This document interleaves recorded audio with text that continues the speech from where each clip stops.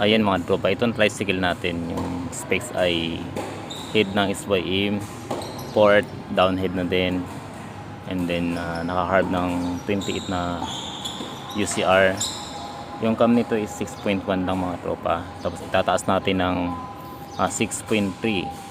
So ganun pa rin halos ang specs, yung cam lang binago natin. At yung nakikita nyo parang semi-dome is tatanggalin natin gawa ng nagnanaking siya kapag sinasagad natin. So ilang seconds lang napiga na sagad, nagnanaking siya. And na-check natin yung compression niyan, talagang napakataas mga tropa. So ang ginawa natin, kinat natin yan, binawas natin yan.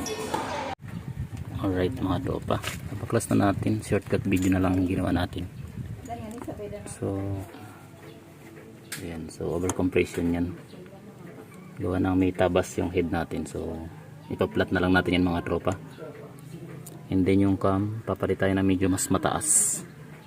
So update na lang mamaya mga tropa. Nakabit na natin yung cam na 6.3.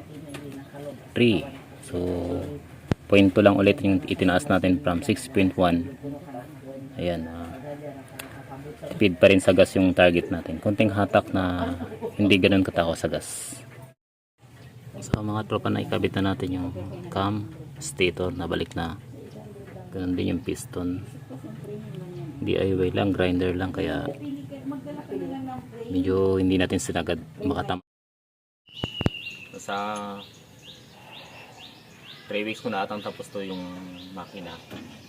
3 weeks ko na rin ginagamit yung tricycle. So na-busy lang talaga masyado, saka medyo tinamad tapusin yung video. Anyway, yung ginawa nga pala natin dito is yung dome, yung parang old school na dome sa piston. Binawasan natin yun kasi nga nagnanaking. So kinumpute ko, mataas pa rin yung ratio, pero pag sinagad ko siya ng piga, wala nang knocking na nangyayari. Pero siyempre, to be safe, hindi pa rin natin laging sasagarin yung piga. And now nag-rigid tayo para mas compatible doon sa ginawa natin. Kasi kahit na nagbawas tayo ng doon mga tropa, nag-add pa rin, may sabit pa rin sa dulo, may palya. So nagtaas din tayo ng cam, parang 0.2 lang tinaas natin, from 6.1 ginawa natin 6.3.